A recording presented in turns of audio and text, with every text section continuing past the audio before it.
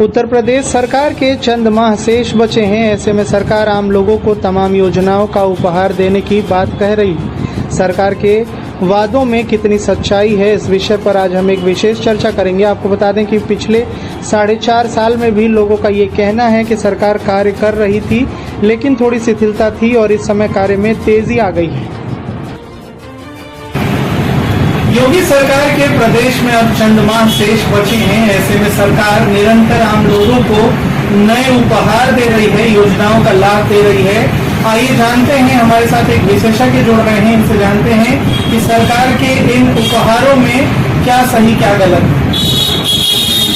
जहाँ तक सरकार की परियोजनाओं और कार्यों की बात है, तो जो योगी महाराज जी की जो सरकार है वो कार्यों के मामले में बहुत अच्छी है। जहाँ पर जमीनी स्तर की बात है वहाँ पे भी बहुत सारे काम किए गए हैं।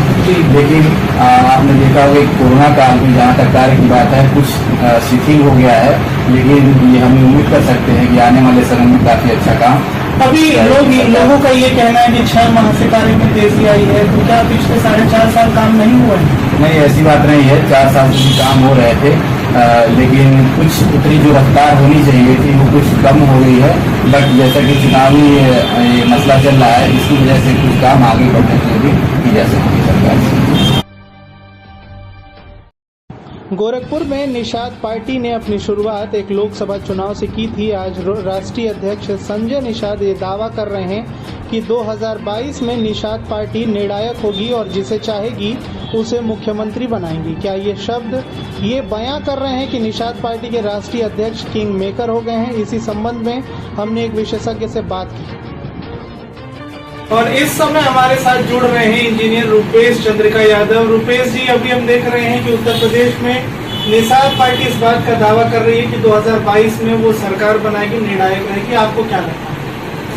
सर, जहाँ तक चुनाव की बात है तो चुनाव तो कोई भी लड़ सकता है। लोकतंत्र हमारा देश है, तो किसी भी जाति के लोग इस चुनाव को भागीदार बना सकते हैं और चुनाव लड़ सकते हैं।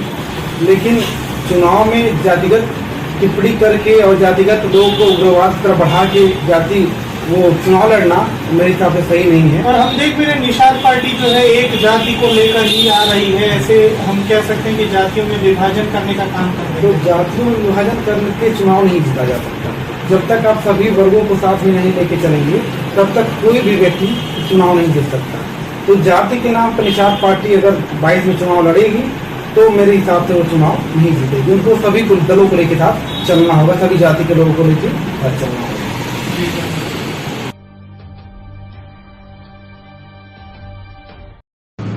कोरोना के बाद अब लोगों को बाढ़ का डर सता रहा है। ऐसे में गोरखपुर के बांसगांव तहसील क्षेत्र के बहने वाली आमी और राप्ती नदियों का जलस्तर भी तेजी से बढ़ रहा है। ऐसे में किसानों को और तटीय स्थानों पर रहने वाले लोगों को इसका डर सता रहा है। आइए जानते हैं कि जिला आपदा प्रबंधन की क्या तैयारी है बाढ़ से निपटने के लिए। हमारे साथ इस चर्चा में जुड़ रहे हैं जिला आपदा प्रबंधन के जिला आपदा विशेषज्ञ गौतम गुप्ता जी। मैक्सिमम राप्ती के जलस्तर का, और इसके अलावा जो हमारी राप्ती, घाघरा, जिन्हें हम सरयू भी कहते हैं, और रोहिन, गुर्रा, कुआनो, ये सभी नदियां जो हैं ये निरंतर चढ़ाव पर हैं और इनको जो नदियों का जलस्तर जो लगातार बढ़ रहा है उसके दृष्टिगत आज जिलाधिकारी महोदय के निर्देशानुसार अपर जिलाधिकारी वित्त और राजस्व सद ने एक अलर्ट जारी किया है, जिसमें समूचे सारे डिपार्टमेंट्स को यह सूचित किया गया है कि वो लगातार तटबंधों का निरीक्षण करते रहें और यथासंभव जहां भी जिस प्रकार की किसी सहयोग की आवश्यकता है वहां पर वो सहयोग उपलब्ध कराएं। एहतियातन तौर पे जहां पे जो रोड ब्लॉक हो गए हैं, जो जलमग्न हो गए हैं, वहां पर नावें लगा दी गई हैं और जहां भी नाव की डिमांड हो रही है तहसीलों को ये निर्देशित कर दिया गया है कि वो तत्काल वहां पर नाव उपलब्ध कराएं। राशन और इत्यादि की समुचित व्यवस्थाएं पहले से ही पूर्ण कर ली गई है, उसका टेंडर इत्यादि भी पूर्ण कर लिया गया है। तहसीलों से ये भी अपेक्षा व्यक्त की गई है कि यदि किसी प्रकार के कहीं कोई राशन वितरण की आवश्यकता हो या किसी तरह के कोई संसाधन वितरण की आवश्यकता हो तो तत्काल उसकी मांग प्रेषित करें और जो भी प्रभावित परिवार हैं उन्हें राहत उपलब्ध कराया जाए। और निरंतर निगरानी उस पर की जा रही है।